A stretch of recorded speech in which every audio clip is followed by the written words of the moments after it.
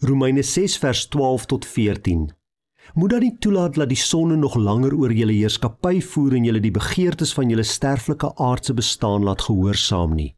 Julle moet geen deel van julle liggame in diens van die sonde stel as 'n werktuig om goddeloosheid te bedrywe nie. Nee, stel julle in diens van God as mense wat dood was, maar lewend gemaak is. En stel elke deel van julle liggame in diens van God as werktuig om te doen wat God wil.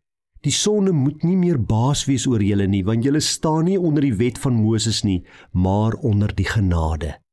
'n Mens wat nie vir Christus ken nie, kan eintlik maar net leef soos hy wil.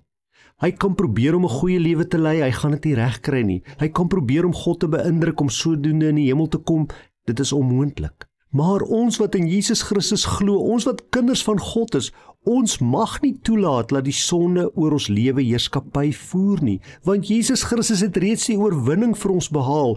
Hy het juis gesterf om ons vry te maak van die mag van sonde. Hy het opgestaan uit die dood sodat ons kan leef, vir God kan leef. Daarom hoef en mag ons nie net leef soos ons wil nie, doen soos ons wil nie. Nee, ons moet elke deel van ons liggame in diens van God stel. Toe ons nog nie vir Christus geken het, het ons elke deel van ons liggaam gestel in die diens van die sonde, as 'n werktuig om goddeloosheid, sê Paulus, te bedrywe, om verkeerd te doen.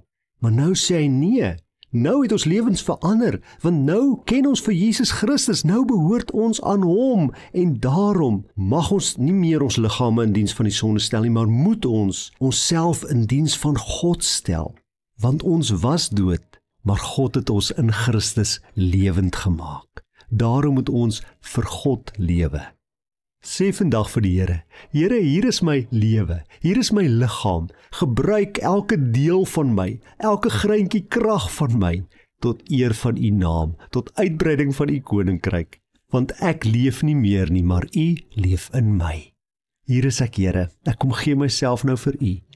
Dankie dat ek nie meer die sonde hoef te gehoorsaam nie, maar dankie dat U dit vir my moontlik gemaak het om aan U gehoorsaam te wees, en dit is wat ek vandag wil doen. Lei my daarin, help my daarmee.